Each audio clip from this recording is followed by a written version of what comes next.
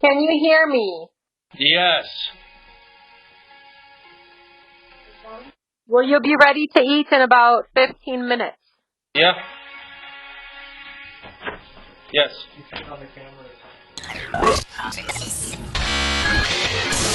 Okay. Speaking of being ready, remember back in October when I said I wanted to get as much done on the bus before it gets cold and wet? Well, we're here now reporting from cold and wet. Depending on what part of the country you live in, this may or may not be a big deal. But if you're also getting some of this polar vortex, you might be inclined to say there's no way we're accomplishing much right now. Without an indoor space to work on the bus, I'll admit that the weather can be a little bit of a hindrance when it comes to getting work done. But are we going to let a little snowpocalypse stop our progress? Of course not. Coming from the Midwest, we're no stranger to weather like this. Snowstorms, blizzards, sleet, freezing rain, hail balls, ice pellets, or whatever you want to call this. It's fat snow raining. Or fat snow raining. After all, it's all happening outside. I think it's snaining. Snaining. That's what I said. The real party is inside, where we're testing out the EcoFlow Wave 2 with the backup of the propane heater. The way I see it, this is actually a great time to focus on the less fun stages of the build that are happening. In fact, we're not even at the build stage yet. We're still at the teardown phase. But like I said, this is actually great because I would much rather buckle down now during the winter than during any of that precious springtime. Let's be honest, once it gets nice out, we don't want to be building the bus, we want to be using it. But as you can see, we've still got quite a bit of work to do before we can actually start building. All these wires, hoses, and tubes you see ran toward the back of the bus where they powered things like the wheelchair lift, the ceiling air conditioning unit, and the floor heater. Well, after disconnecting and or removing most of these things, we really have no use for most of the things running the length of the bus to them. This is one of the big differences between a van conversion and a bus conversion. You start fresh and empty in a van, but with a bus, there's existing stuff to deal with. This is where Mihaw's genius comes to play. He's got the experience and the know-how of building cars to know exactly how to configure the whole wiring system in the bus. But first, he's got the arduous task of sifting through the entire electrical system and basically rebuilding it. Right now, it's occupying a lot of real estate all throughout the bus and underneath the bus even. While Mihao attacks this, I attack the rest of the bus, literally, ripping out as much of the remaining interior as I can. There's a bit of wall covering left to remove, and then I move on to the floor and railing system that the seats were mounted to. You might remember that I initially had plans to repurpose the seats. It almost doesn't make sense to not utilize the seating. These seats are about 10 years old, and they are still in really good condition. Part of this was using the existing rail system, but as plans evolved, it just didn't make much sense since I'd only have 2 seats out of 14 actually reused. 2 seats that, by the way, are pretty fugly. Sometimes the nice thing about making plans is having the ability to change them if they don't make sense. Another example of this is the floors. In all the bus builds I've seen, everyone tears up and removes the floor, including the subfloor beneath the vinyl. Then they start over again and add the insulation before the paneling. At one point, we talked about just putting the insulation on top of the vinyl and laying the paneling over it.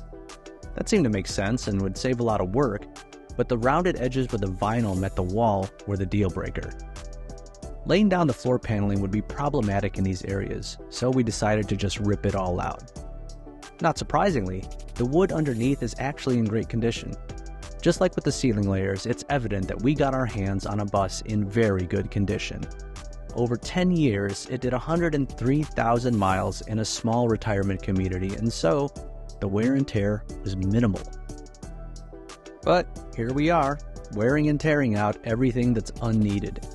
I found this bus on Facebook Marketplace, so it seems only appropriate that I try and give back to that community.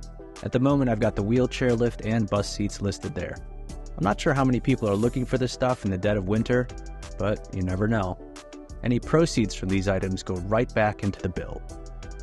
Speaking of the build, what do you think should come next? I'd love to hear from van lifers and converters who've done this before, especially schoolie and transit conversions. Based on what I've learned, and as you might have guessed, one of the next things that we plan to do will be the floor. After this particular work session, we'll head to the hardware store and pick out things like insulation and floor paneling. Once the rest of the vinyl is completely removed, then we'll throw down the floor and either immediately before or directly after, we'll finish up the electrical wiring. A lot of our conversations during this time come down to decisions that we haven't quite made about the wall paneling. With the sides primarily being windows, there are some decisions yet to be made about how we'll handle these massive openings. But we're taking it one thing at a time, one layer at a time. That seems to make sense. We'll work our way up from the floor. As you can see, it's not quite as easy as the ceiling was. Never mind the glue holding down the vinyl. We found out that the side rail runs under the bus, and we guess it's actually mounted to the frame underneath.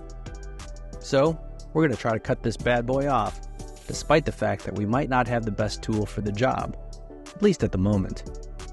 What I'm really looking forward to is actually having something to add to the bus as opposed to being removed from it. It'll at least give us a glimpse of what we're trying to build. If we can get started on this in January, then February and March will be build time. All this demolition is fun and everything, but the real payoff is putting something together. But before that happens, we need to deal with this beast of a floor and the mutant spiderweb of tubes and wires running throughout the bus. How exactly are we going to do it? Well, let's ask the man himself. Okay, Meow. Hi. We ripped out all the cabling now. Tell us why this is your favorite part of the whole thing. I'm not sure, actually. There's just a lot of stuff that goes here, and we need to keep part of the harness because the fuse box that's there is powering the radio and some other stuff. So we're going to keep that fuse box, and we're just going to simplify this harness, get rid of everything that we don't need, and we should be good. How much of that are we keeping? This is going, so it'll be a lot thinner, at least like half of it will be gone.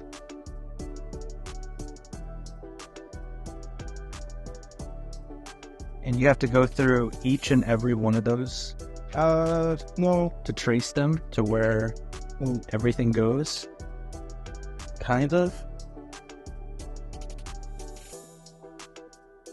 They all go somewhere. And we know that these are already not going to anything that we need, so I'm just going to trace them down to where they start and get rid of them there, and then they won't be part of the harness. Fun! Yeah. Does this look like fun to you? Or like some kind of frozen nightmare that you'd rather watch on YouTube? Let us know in the comments, and don't forget to like and subscribe to see what happens next.